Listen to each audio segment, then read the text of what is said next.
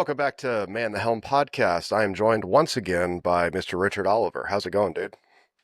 It is definitely going. Yeah. I can say that much.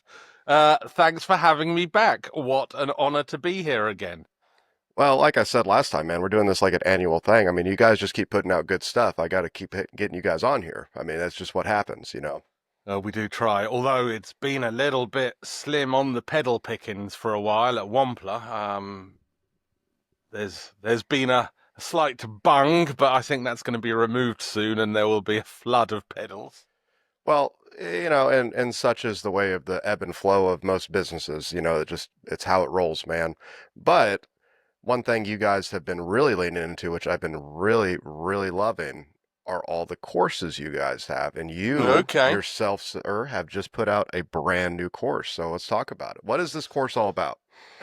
So really, this course was born from the numerous times Brian rung me up in frustration about Midi. So Yeah. it's billed as the ultimate Midi course, which I may be over egging my own pudding a little bit there, but essentially it's to take anybody, no matter what knowledge you already have about how to use Midi with a pedal board, to a competent level of being able to just use Midi on any pedals.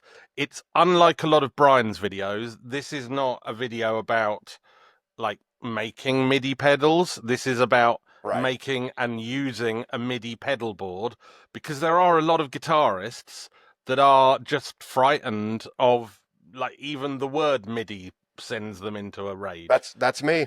That is 100% me. I Well, don't know the first thing to do with it. well, you are my target audience. So again, the idea was to just totally take the veil of mystery away, because it's actually, I mean, it's been around MIDI since the 1980s. Hmm. So it's pretty much vintage tech now. Right. So as guitarists, we should be able to like embrace that, and that should be okay. But we don't, and you're not alone. Certainly, there's loads of people who are like just scared by the word, but it really is incredibly simple. I'm not going to give too much away, because otherwise no one will watch my course. Right. But I take you through everything. So from setting up a very, I have to be careful what words I use here, because one of the things about recording a course is you notice your own idioms that you don't notice like normally. Yes. And I said a number of things repeatedly, and I edited as many as I could out. I didn't get all of them.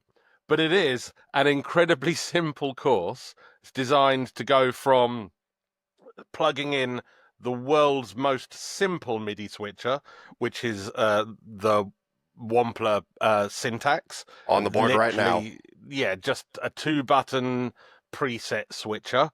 And then I talk through a slightly more complex one, and eventually I go through a rig based on the Boss ES5, which is one of the more complex looper switches out there. And we look at pretty much everything, the different types of command, clock signals, all of the good stuff. Yeah. And that's it in a nutshell. But boy, was it breaking my comfort zone to make that video, that course. Yeah, I'm 100%. I'm sure. I think people fail to realize, because you've been on the Chasing Tone for quite a while, but this was never an avenue I think you ever saw yourself getting into.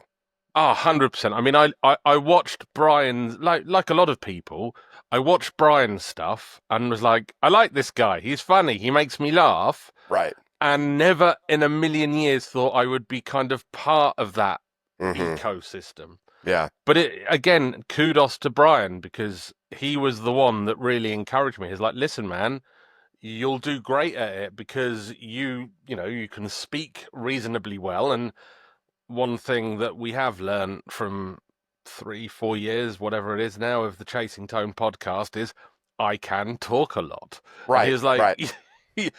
you'll kill it, dude. You'll make a great course, and you'll enjoy it. And he was right on so many counts. So I've really like totally in his debt in terms of pushing me in the directions he has, because I did never thought I'd be part of the podcast. I was a listener. and certainly never thought I'd start making useful video content for Right. guitarists with him. So yeah, it's been a wild ride so far. Well, and I'm sure you know much better than I do, but for him to say you knocked it out of the park, that has to be one of the best compliments.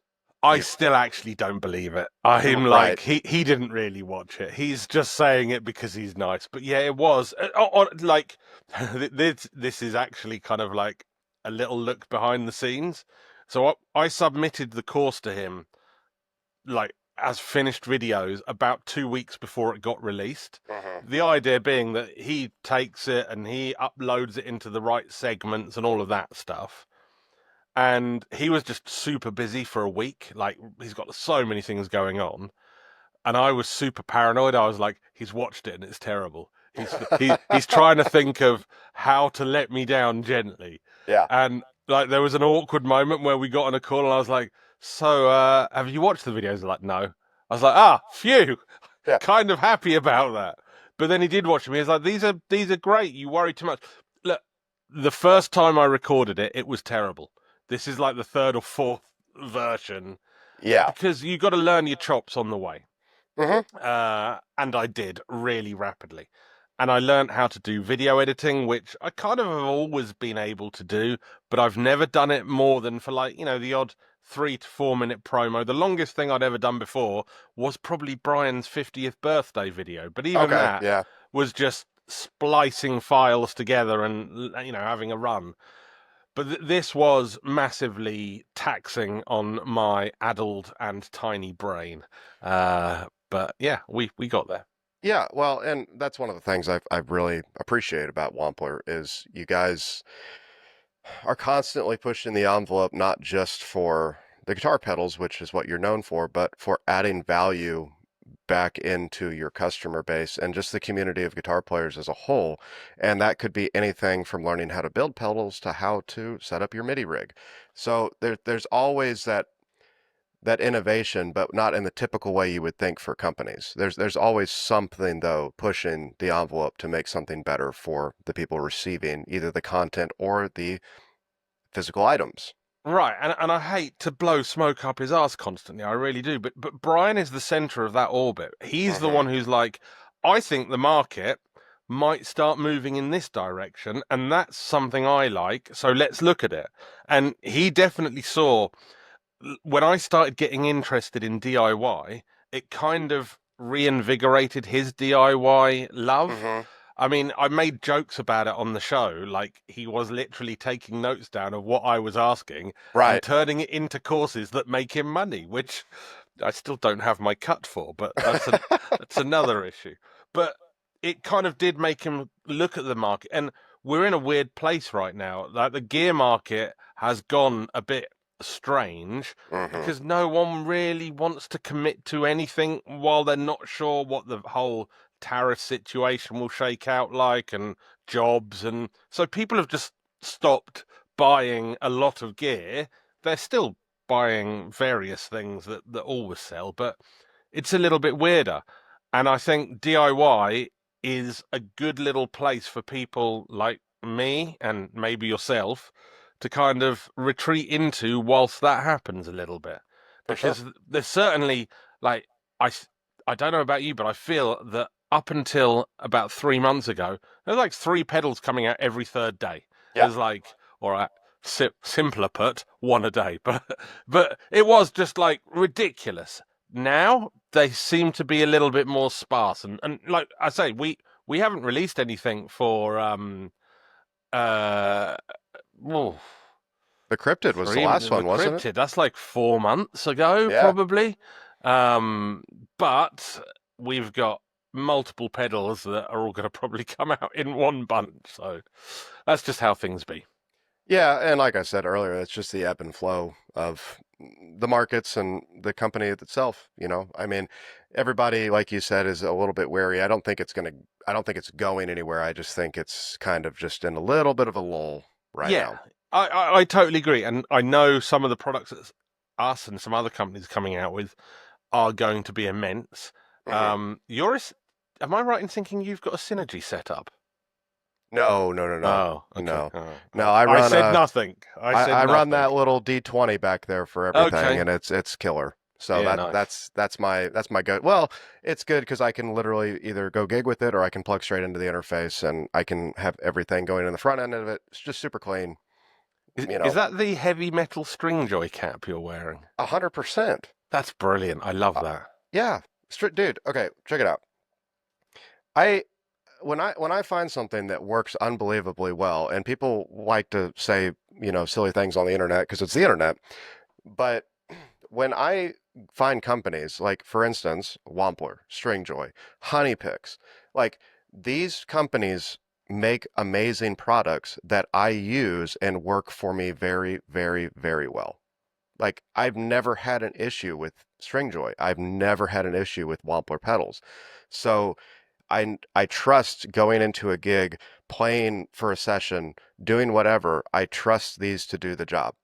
And I'm not going to disagree with you because I support all three of those brands either personally, financially, or I work with them. But with Stringjoy, I'm totally on the same page. I basically switched to Stringjoy for all of my guitars now. yeah, Um, I mean, it helps that I get a good deal from my friend Blake, but I wouldn't be taking that deal if they weren't the best strings that I could get hold of, give or take price brackets, if you see what I mean. So well, yeah, and I mean, I've had conversations with Scott and Blake and stuff like that before. The thing is, it's a quality product. I don't mind at the spot I'm at paying for that quality product. Like yeah, it's worth it. yep, Like I, uh, I can't tell you, like going and playing cover gigs for 4 or 5 hours sometimes, and then picking up the guitar the next day and expecting the strings just to be destroyed, and then being able to play and being like, no, these still feel good. That was a game changer for me. really, yeah, no. And so you're gigging a lot at the moment, are you? Here and there, not too much, not like I used to, but when I Okay. first, like when the orbiters first came out, that was like, okay, well, let's see if these work. That sort of idea of like, man, I really got to find something because I was spending a lot of money on strings because I was gigging, oh, at least twice a week, Oh, in these super long gigs. And yeah, dude, I would get back from these gigs, and if it was, especially if it was outdoors, it's just like, oh, these are dead. I gotta just change them immediately. So at the time, I was playing Ernie Ball, heavy top, skinny bottoms, yep. all the time. And then when I saw the Orbiters came out, I had played a handful of the signatures from Stringjoy, but when the Orbiters came out and they had the same set, the 10 through 52, I was like, oh, cool, too easy, easy swap. Threw them on, went and played a gig, came back the next morning, expecting to, got my setup laid out to where I'm gonna, redo my guitars and get everything set up and nice again. And no, it was fine, perfectly fine. I'm trying to figure out, right, what the optimum distance between a gig or a practice session and changing strings is, because I love the sound of harmonics with new strings. Like Hmm. you can pop them so easily, but they also have just that extra squeal. And like, but then if you change too soon before your practice or your gig, you're dealing with tuning issues. So I think it's 4 or 5 days. I think that's my current optimum level. But I hear you, man. I love the string joists. They're great, great strings. But that cap looks great. That's an awesome logo. Yeah, yeah, I love it, and I think it's hilarious because it's nothing like anything they do. It's Nothing just at it's all. it's just Blake just shoehorning his way in and saying, "Hey, this is a cool design. We're gonna do this." I'm there for that. Amazing. Yeah. No. And again with the honey picks, uh, they are utterly fantastic. I worry about losing them. That's the problem. Yeah, So they're not the cheapest picks on the market because they're made like well, they're basically handcrafted essentially. So but they are ridiculous quality. I love those. yeah. Well, and on a more of a personal note too, I went and did a little shred competition at a local shop here in East Nashville, and Billy Sheehan was one of the judges. No way. Yeah. So got to talk to him for a little bit, and the one thing that he told me was he loved my tone. And on the board was a gearbox, a metaverse, a terraform, and a wah. I mean, that is incredibly gratifying to hear. I just to dial back, obviously, I've been watching all of your videos for the last however many years, and there's no doubt that you have become a ridiculously good player in the last few years. You've put me to shame. Well, You would have done a good show, no doubt. But that's amazing to hear somebody of that uh, caliber saying nice things about our pedals. But he's right; they do sound amazing. well, and I stand by it, man. Like every time and it's no surprise either. You know, one of the best videos that I have on my channel right now is the gearbox. Oh, Just really? just because and it's significantly better than all the other ones. And I think it's because genuinely, I would not go play a gig without it. I truly would not. Same here, dude. I mean, I've got three boards now. So I've got my kind of main Floyd board, which is for home noodling, and it's like the big experimental board where I put everything on, but also all my Floyd presets. Mhm. Then I've got like a Soldano board because I've got a Astro 20 that needs its own little foot controller, but my also has got a gearbox on it. And Yeah. then my like band rig is basically a gearbox, an Ego 76, a Terraform, and a Metaverse, and that's it. Yeah. That's all I take. Well, here you Um, go. I'm gonna for you and the listeners and the viewers now. I got it down here. Hang on just a second. I should make a funny joke when he bends down. Oh wow, that's a sweet looking board, dude. Yes, I love that. What sort of board is that? Temple Audio. Oh, nice. And that's a Ernie Ball expression wah at the end there, is it? Yep. Well, no, Yeah. just the expression. So no Okay, wah. okay. But this is that lives in the music room, in the studio, so to speak. I mean, you could turn it into a wah if you were to Yeah. use a MIDI controller I see there. and That's what I'm saying. use it to control a wah preset on your Terraform. Yep. That's what it's all about. Um, Well, the way that I have it set right now is the syntax is controlling all my presets for everything, but I still have to, if I only want, let's say, just the metaverse, I still have to turn off the catacombs and, the yeah, terraform. nothing beats a full MIDI controller. The syntax is a great little bit of kit. Basically, what that pedal is designed for is saving the middle button on those pedals. Right. Because a lot of people see that black preset button in the middle there and think they should tap it with their toe, and they shouldn't. And it Yeah. breaks, and we have to repair it. So, what the syntax was, and also, Brian may or may not be guilty of this at times. So that's where the syntax was born. Brian was like, I need something so that I don't break this, and nor do our customers. And I was like, okay. And so originally it was just going to be a preset switcher, but I was like, actually, we could do more with it. So that's when we added the like normal switching controls to it, the momentary and Hmm. the latch, which makes it kind of a useful bit of kit to have because For sure. if you've got an amp and you don't have a foot switch, boom, it will double as that for you. But it really is a bit of kit designed out of Brian's personal needs. So, I'm stoked to hear you have one. I've got one on one of my boards. They are ultra simple, but they are the easiest way that I know of getting into MIDI control. So, Well, that's one of the reasons why I wanted to get it, and that's one of the reasons I wanted to have you on, is I've just dipped my toes into the world of MIDI, and I feel like eventually I do need to step it up to something similar to, if not the ES5 itself, just to have something that I have complete and utter control over. And I'm going to be real honest with you, thinking about that and not even having it and dreading going through that manual and trying to, piece everything together myself would be really time consuming. it, And it, it is. yeah, but having something that I can just check out from you guys, guitar pedal Or, course.com or horse. I don't know or who. horse. I don't know who did it, but it exists. But yeah, guitarpedalcourse.com. And dude, I can, pay a little bit of money and I mean, get Yeah, everything squared away right away. well, so here's the thing.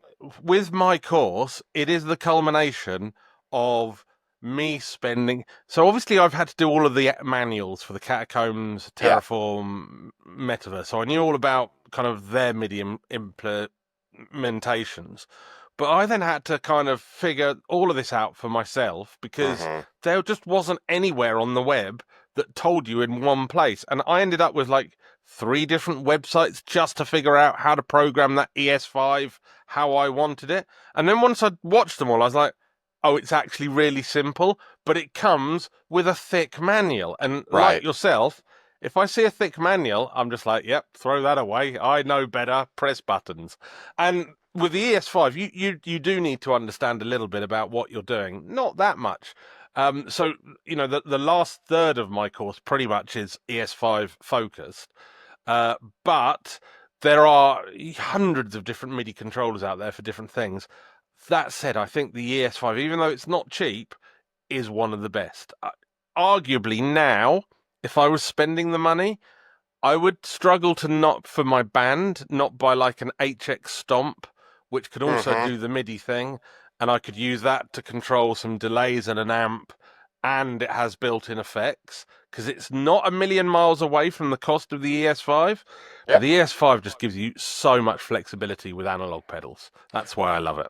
Well, and I ran a Stomp XL for like a very short period of time, and it Right. was great, but it didn't integrate my analog stuff as well as I wanted it to. Oh, So interesting. it just, and that might have just been a personal thing on my end. Like I don't know. I was trying to marry the two worlds. And honestly, if I spent a little bit more time with it, I'm sure I could have made it work. But it just got to the point where it's like, dude, I've got to practice and I've got to play and I've got a gig coming up. I don't have time to sit this on my desk and make 50 patches right now. You know what I mean? 100% agree. And that's actually kind of why for my band I picked the Black Star Live Logic because it's a Oh, yeah. slightly less complicated controller. It doesn't do the loop switching thing, so you're Hmm. kind of manually activating pedals, but it's a great got a great software interface for just like quickly setting it up, and it has a really nice kind of simple interface, which again I show on the course, so it's all there. Um, but yeah, it's simple, but it's nowhere near as powerful as the ES5 or 8. They can do so much with like one button press. Like there's stuff that I've never used. Like you can send a sine wave controller signal from an ES5 to a MIDI command. So if it was like, a wah, it would send a continual sine wave of that wah, Oh, okay. and you can therefore not need an expression pedal to get some ridiculous sounds out of it. Right. So it's capable. And another thing that's really good as a loop switcher, especially with the gearbox, if you take both inputs and outputs from the gearbox and have them in separate loops, then you can switch the order of them in the switcher and put stuff in between and do all of that, which is kind of neat. It's maybe a bit overkill sometimes, but I like it. Well, if we're being honest, I had a loop switcher that I ran for the longest time, and I would run the Pantheon Dual Overdrive Deluxe and the Gearbox, and each would have its own separate channel. So I would Right. kind of like stack that Yeah. way. Nice. But then it was just a straight loop switcher, so that's the only things that were in the loop. So everything else I was still having to engage as well. Yeah. So, Yeah, again, that's the strength of the ES5 and 8 is they are like they will do everything. They will act completely as a board controller, which I love. And you can extend them. I've got this Morningstar. I don't talk about it on the course, but it's a Morningstar. I think it's MC5. okay, yeah, yeah.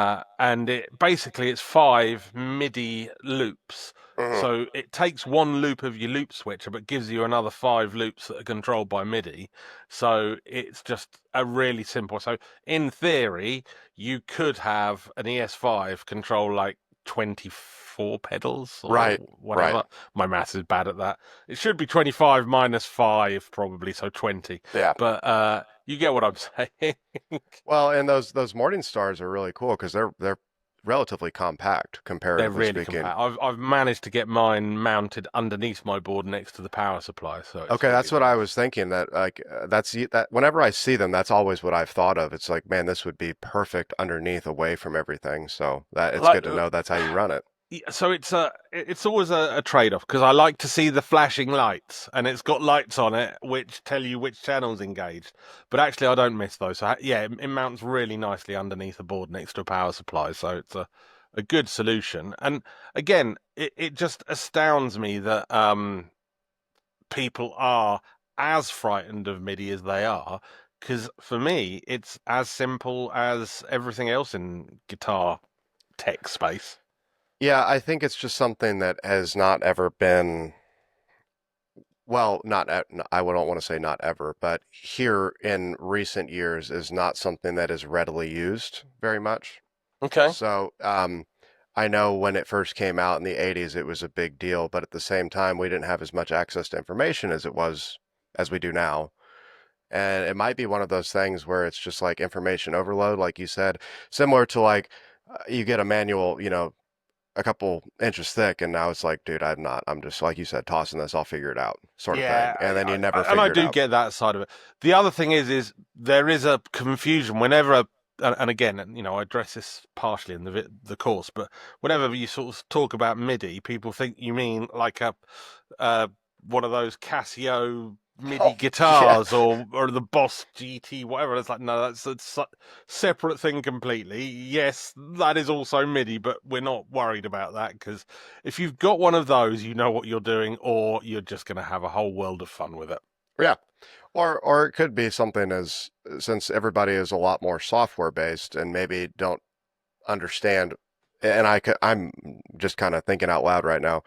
You hear like, oh, well, this is made with MIDI drums, and usually that's like, I want something real, and hearing that word might have a negative connotation just subconsciously Right. into Yeah, the no, guitar space. I get it. For me, the connotation is I press one button and it activates about five pedals, and Right, then I'm happy. right. Um, Although at the moment, for the course, I've had to rip all of my boards to pieces. It's funny because we've run some adverts using pictures of my board, and people were like, "Huh, look at the labels on that controller." I'm like, "Yeah, that's my band controller. Go away. I need Yeah. those labels. It has no digital display. I need stickers. All right, I'm old." Uh, um, but yeah, it just makes your life easier. So Yeah. I 100% honestly go and check the course out and let me know what you think. I'd love to know. Yeah, absolutely. Um, let's talk about that band you've been playing with because keep hearing it on the Chasing Tone, man. And I'm waiting for you guys. I'm waiting for the video where I see Richard Oliver up on stage ripping a David Gilmour solo. When's it gonna Well, happen, man? that's not going to happen. Although Come on, man. I've Gilmourized a solo or two, dude. It's been really frustrating. So, one, I'm really happy to be in a band because at my age, I did not think it was going to happen again. It's a really good band, but it's all 80s pop. It's Oh, all okay. Yeah. cheesy 80s pop. The closest we go to rock, we've got kind of three heavier songs. So we do Born to Be My Baby by Bon Jovi, Yep. which I love playing. And for that, I'm basically using Gearbox on both channels. And I've got the chorus on the Terraform dialed in. And I think I'm probably using the digital delay. I forget. Then also same for Animal by Def Leppard, heavier chorus, slightly more distortion. And I've again the original has like five guitar parts. I'm doing about four of them like combined, and the Right. singer does the other one. Um, and a song called "Cuddly Toy" by Roachford, which I doubt you're familiar No, with. I'm not. No. Which is kind of like a kind of very simple derivative hard rock sound. We Okay. also do Ashes to Ashes by Bowie, which is distorted guitar Yep. Yep. and a bit more up my street. But again, it's not my comfort zone of songs. A lot of these songs, like there's Raspberry Beret by Prince, Mm, that's a lot of 12-string acoustic sound that I'm trying to do. There's no real guitar solo in that. Um, Something About You by Level 42, which again, not sure if you know. no. Got a lovely little guitar solo in it. And yeah, just all cheat. Girls on Film by Duran Duran. Okay. Okay. Yeah. Not really a guitar solo in that at all. Sledgehammer by Peter Gabriel. Not really a guitar solo in that either. So there's a lot of non-guitar music, and I'm really I guess providing the texture, but there are some, like the Bon Jovi and the Def Leppard, which are very guitar heavy. So it's really stretched me, dude. It has not stretched me as much as, like, clearly learning Andy Wood's guitar has stretched you, because that's insane. But it has taken me to new levels, and I'm so happy. Well, I will say the best way to get better at guitar once you're at like an intermediate phase, I feel like is playing non-guitar based music because you have to think outside of the box. You And have you to. you have to listen a lot more as well, and Yeah, that's very important, right? yeah. Well, that's one of the reasons, speaking of Andy Wood, that's why I love his newest album. Yeah. Charisma is so cinematic and so musical. It's not a shred guitar album. Yes, there are shred parts in it, There's but everything on it though. yeah, it it it's one of those where you feel immersed in the music because it is so cinematic and musical, and it get it does give you the story in your mind when you hear it, whatever you're associating it with. You know what I mean? It's awesome. He played. I mean, I had a preview of it a few months before it got released, but he played it to me whilst we were driving around Windsor, and he was Bluetoothing it to my car from his laptop. So the quality wasn't perfect. And he put the Rooster on, and he didn't tell me what it was. He's like, "Listen to this. Tell me what you think of this." And when the chorus kicked in and I figured out what the song was, I was like, "Oh!" I nearly crashed the car. I was like, "Dude, this is awesome." But then he was like, "Now listen to this," and he played the track with Brent in it. I was like, "Oh man, this is gonna kill." And then you've got Joe Bonamassa as well. I was like, "Dude, this is ridiculous." So brilliant album. The Yeah. dude is just one hell of a dude as well. Well, and seeing him live at the Woodshed playing those songs was like it's one thing to listen to it, but then seeing it real time with a full band and no backing tracks, no, live without a net, so to speak. It, the musicianship from him and the rest of those individuals is unbelievably amazing. Yeah, no, they're all ridiculous good. I'm a bit disappointed because um essentially he came over to do I guess it was like a masterclass. I think he did it with Chris Buck. Yeah. And I didn't Mhm. know about it in advance, and I sort of saw it when it was advertised. I was like, "Oh man!" And he called me up, and he texted me. He's like, "Dude, they've messed up my flight, and I need these pedals." And I was really ill. I was like, "Dude, I can't get to you," and so I didn't see him this time while he was over, and he's just been across to Italy and Yep. had the time of his life by the looks of it. I'm like, I so wish I hooked up with him, but I've been ill for like 3 weeks. I've got a wisdom tooth that needs extracting, and it's going to be Oh, done. that is the worst. Yeah, it's happening in a couple of, well, 2 weeks, just under.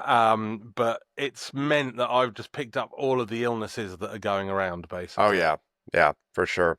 Well, So the good thing about him in particular is, I mean, his career as an individual is kind of skyrocketing at the moment. So I'm crazy. sure he'll be back in Yeah. your neck of the woods. Well, one week I was watching Rick Beato talk to Brad Paisley, and I was like, "Hey, Bri, have you seen one of our artists?" And like, I was watching it and waiting to see if Brad mentioned us, and I don't think he did.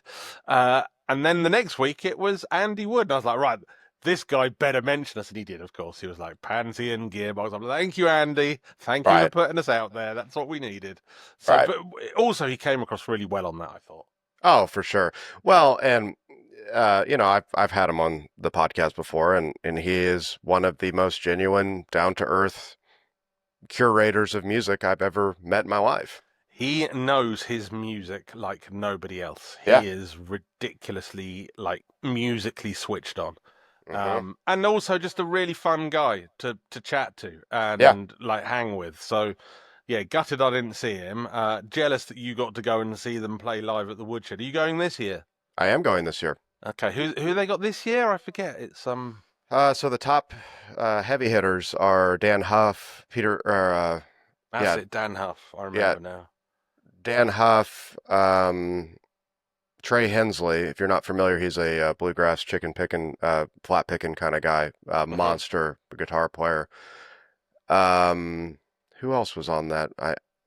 Paul Gilbert. How did I forget Oh that? yeah, of course. Yeah, yeah, But yeah. but yeah. Anyway, yeah, I'm definitely gonna go. I might be Amazing. having. I reached out. We might be having a podcast at Woodshed with me and Andy, but we'll Oh, see that will be amazing. Yeah, if you need to hassle him about that and make that happen. Well, for you know, you've worked, different stuff and you know how incredibly busy it is being in this sort of work.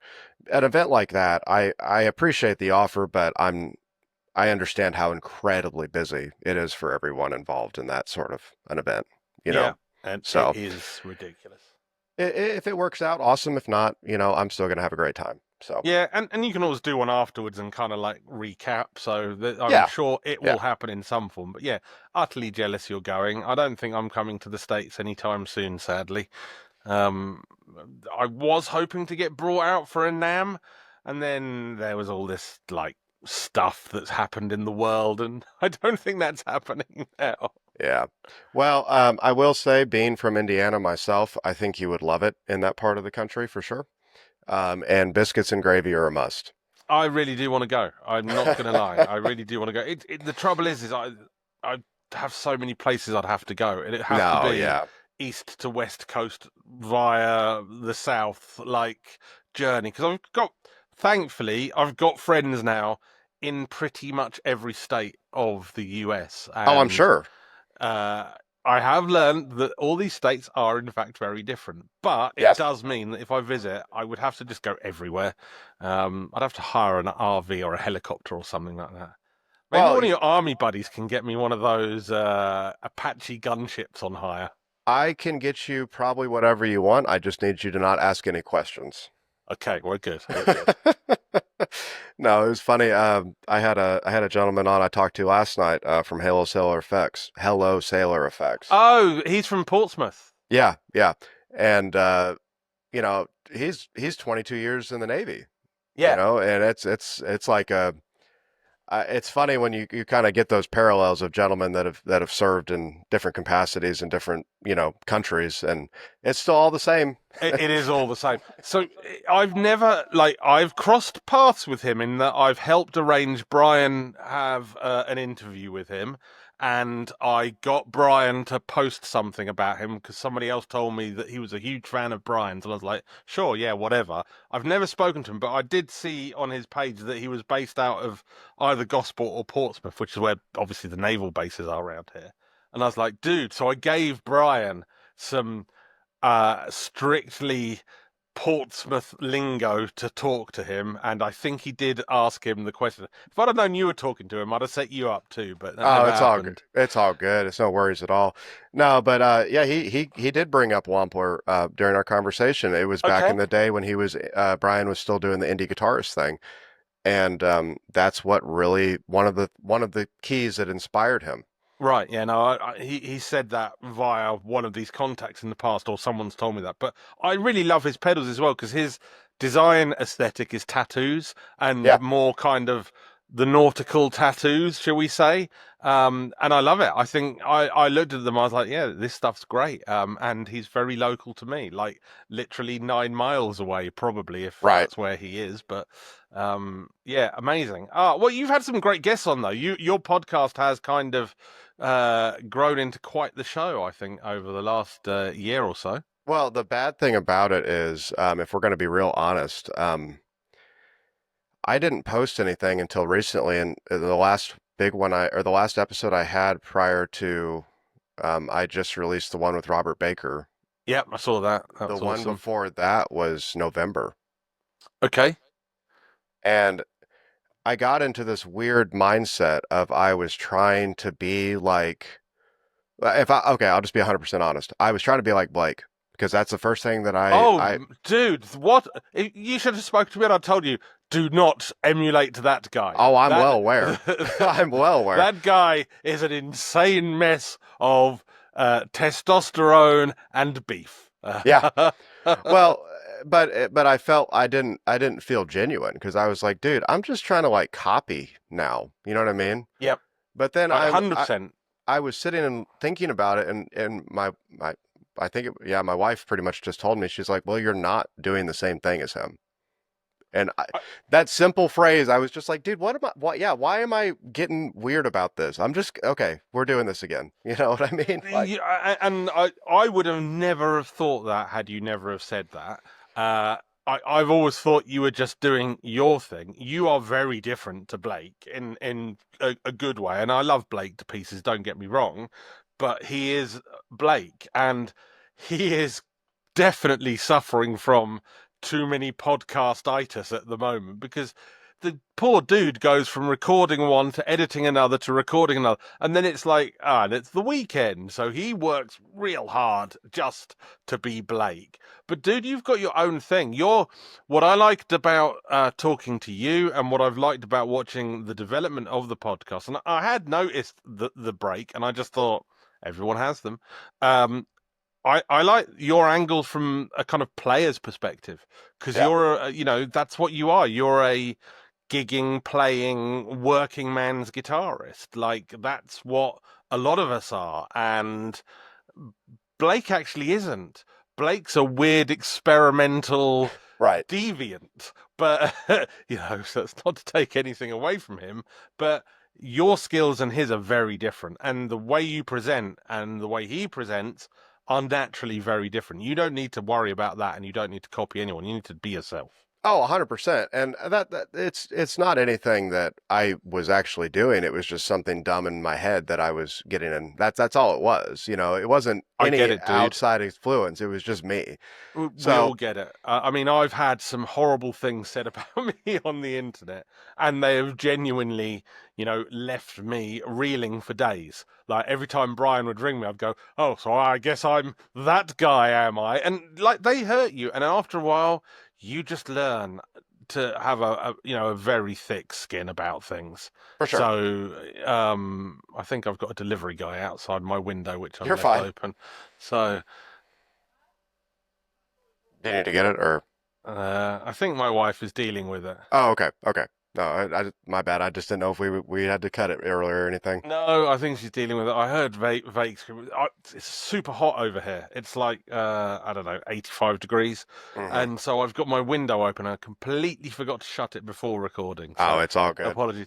Oh, I did. Well, look, I mean, I think that's very brave of you to be that honest on a show that's public, essentially, about your own feelings. And I think that is a big part of overcoming them is just owning them, saying that's what I did try to do, but I'm not really trying to do that. So, Right. you know, Well, and my sister and I started doing a different sort of podcast, so it's kind of a good what's the subject matter? anything weird, conspiracy, Spooky stuff. ghost, Yeah, spooky stuff, I got to listen to this. Yes. So it's been good. And it breaks up the monotony of what I always do, which is, putting out guitar content, doing guitar-based, music-based podcasting. When I sit and talk to her, it's just like whenever she lives up in Chicago. So Okay. we're about 8, 9 hours away. So only time we ever see each other is during any sort of holidays where we all kind of converge together again.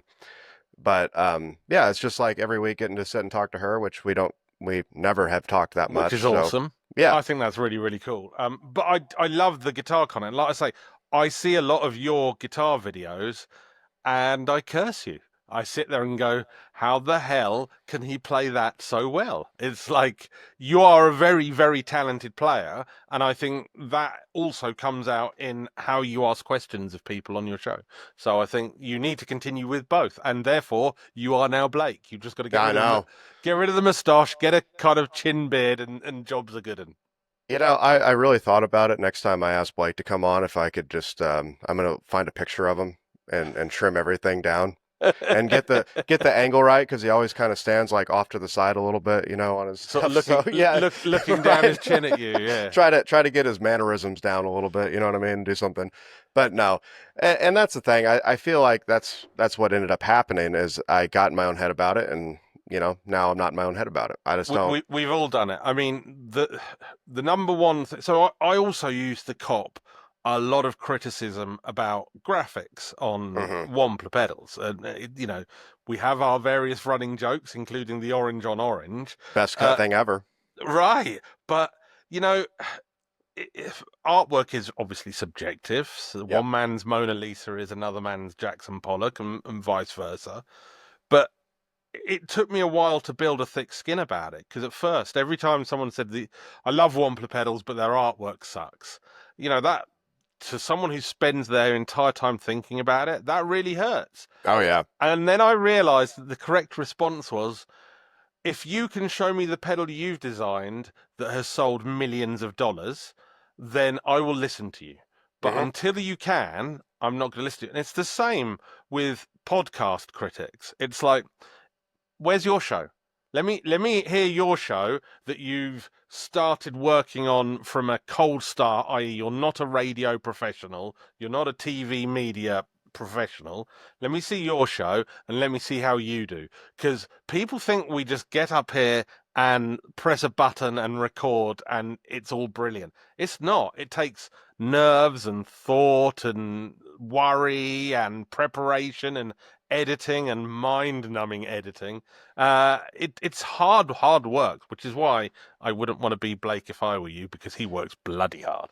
Yeah. Well, and the thing too, it's I was talking to a friend of mine about that, and it kind of brought light a little bit of this. He's like, dude, I don't know how you just DM random people and talk to them for an hour. I don't even want to talk to people like that I don't know, Yeah, you that's a know? real skill. And like it's everyone could do it once or maybe half a Sure. dozen times, right? But to do it day in, day out, week in, week out is really, really tough, mentally exhausting. But we struggle with the Chasing Tone podcast. There are times when probably only one of us is really in any mood to record, and the other two Absolutely. have to be cajoled in. But Yeah. we nearly always make each other laugh, and that Oh yeah. nearly always gets us all in. Well, yeah, But I mean, with you guys, it's a little bit easier because once everybody kind of, you know, gets in there and, grumbles about it for a little bit, somebody says something funny or something off the wall, and now we're back in it. So, it's much harder being in your shoes, where it's you interviewing people, which is the format Blake does on the Tone Mob. That's harder because the onus is on you to have prepared, and you're not really bound.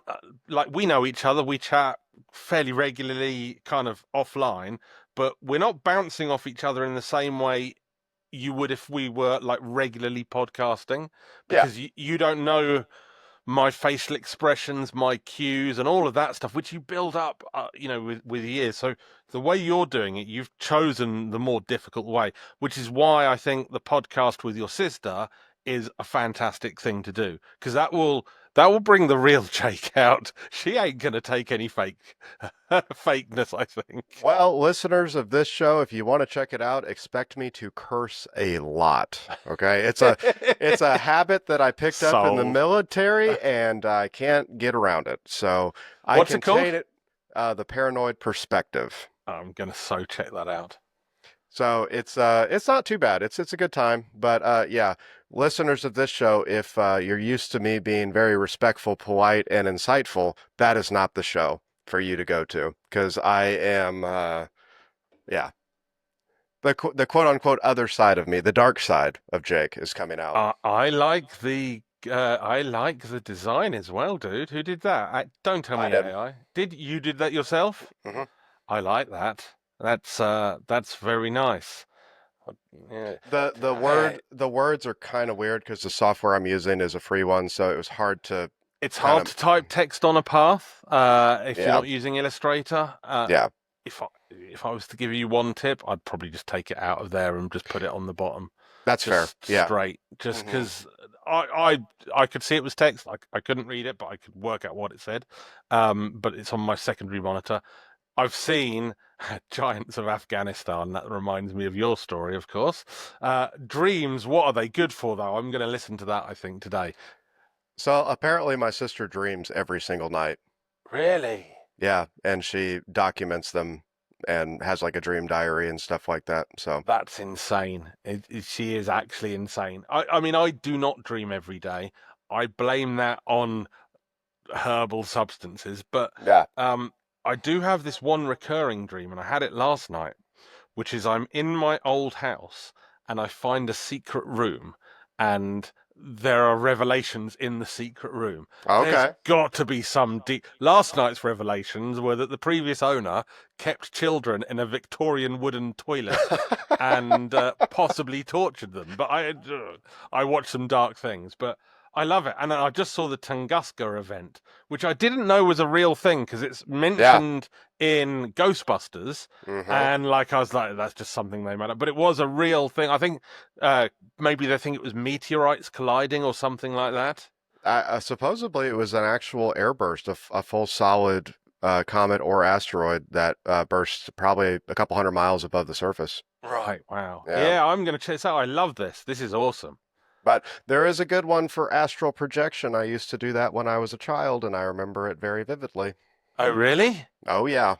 I told you my astral projection story Mm-hmm. before, didn't I? Yeah. Yeah. Okay. I'm going to check it out. I am going to check that Well, out. there, just to tease you a little bit, there was one where I was actually awake when it happened.